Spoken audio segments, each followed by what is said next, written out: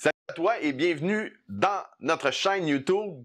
Alors, la chaîne YouTube Improve qui est là pour vous aider à récupérer de l'efficacité au quotidien avec la technologie. Alors, aujourd'hui, un petit spécial, quelque chose de vraiment utile, c'est comment faire des modèles avec des gabarits de courriels pour vous et vos collègues. Donc, travailler en équipe, des courriels que vous envoyez souvent. Alors, dans cette vidéo-là, on va vous montrer exactement le processus qui est un extrait de notre formation complète. Alors, sur l'Efficlance Outlook, je vous invite à regarder ça, puis on se retrouve tout de suite après.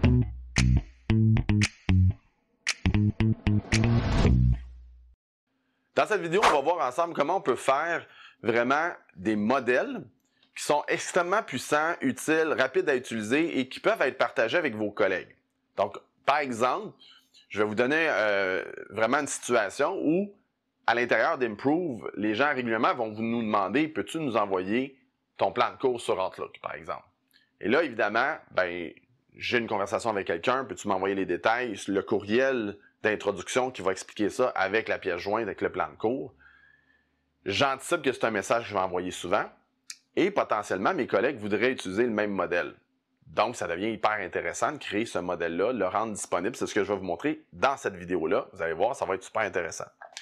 Donc, la première chose que j'ai faite ici, pour pas prendre du temps de la vidéo pour composer un message, je l'ai déjà fait à l'avance. Donc, le message est ici. Et vous avez le message qui est là. Donc, parfait, on est là. J'ai ma pièce jointe, je l'ai rajouté, j'ai ajouté un fichier pour ça. Vous n'êtes pas obligé, évidemment, d'avoir une pièce jointe. Je voulais juste vous montrer que c'est possible.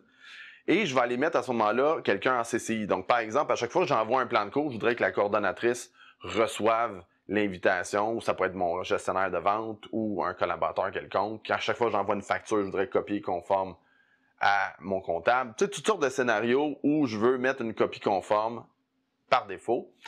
Dans ce format-là aussi, ce qui est hyper intéressant, c'est que le modèle peut contenir un titre. Donc, le titre va revenir et je vais être capable à ce moment-là soit de l'ajuster, de le modifier, donc ça va super bien. Et après ça, je vais aller mettre un texte. Maintenant, quand vous avez du texte que vous voulez personnaliser, ça peut être intéressant d'aller, comme ça ici, d'aller mettre des petits tirets pour montrer qu'il manque quelque chose et d'aller dans votre menu puis d'aller mettre ça en jaune comme ça. Juste pour être sûr que quand vous allez faire votre modèle, vous n'allez pas oublier d'aller faire le changement puis que ça sonne bizarre pour que les gens voient finalement c'est un modèle, ça n'a même pas été écrit pour moi.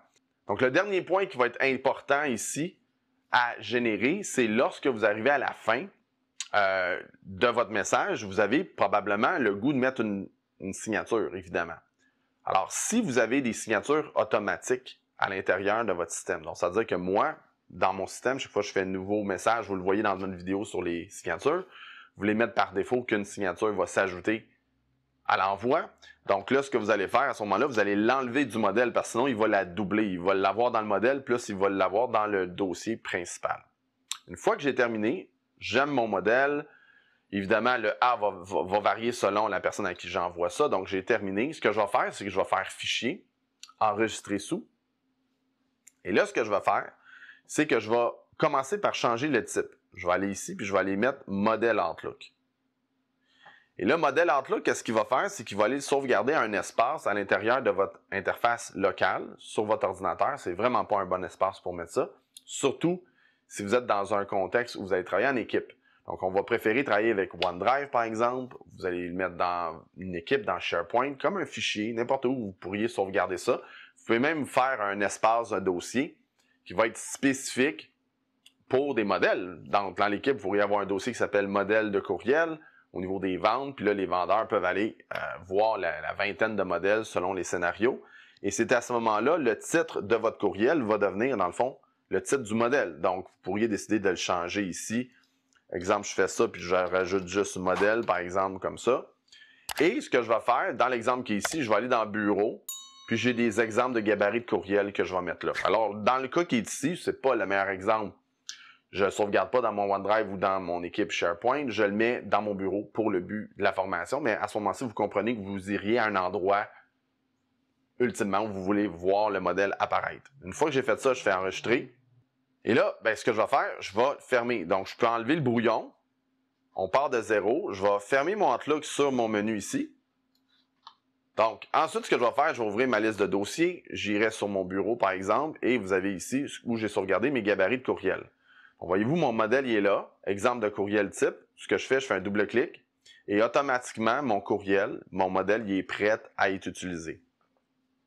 Yes! C'est fantastique.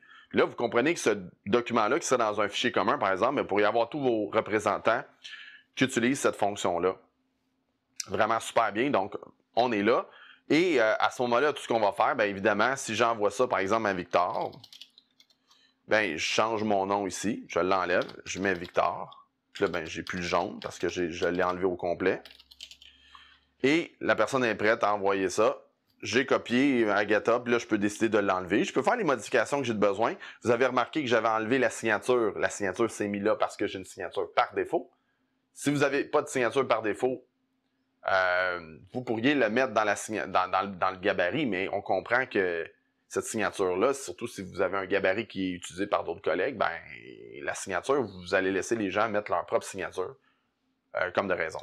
J'envoie le courriel et c'est parti. Donc, après ça, ben c'est simple. J'ai une autre personne à envoyer. J'ouvre ça. J'ai Steven que je vais envoyer. Ben je fais Steven. Puis je change le nom. Je fais bonjour Steven. Et j'envoie le même gabarit. Voyez-vous comment c'est rapide? Donc, je suis convaincu qu'avec ça, vous allez récupérer énormément d'efficacité. J'espère que vous allez en pratiquer puis avoir certains modèles, mettre ça en application. Laissez-nous savoir si vous avez des questions. On va vraiment pouvoir vous aider avec ces modèles-là puis vraiment vous donner de l'inspiration par rapport à ça. Puis on se retrouve à la prochaine.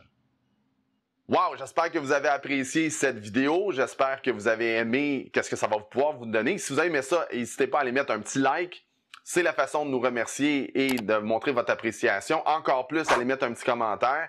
On va également rendre disponibles ces formations-là au niveau plus corporatif pour les gens en entreprise qui veulent avoir des programmes plus adaptés dans un contexte de travail. Si c'est votre cas, joignez-nous. On a toute une équipe qui est là pour vous supporter à ce niveau-là. Puis on a aussi des formations qui sont offertes pour des individus, des travailleurs autonomes qui souhaitent vraiment atteindre un autre niveau d'Outlook.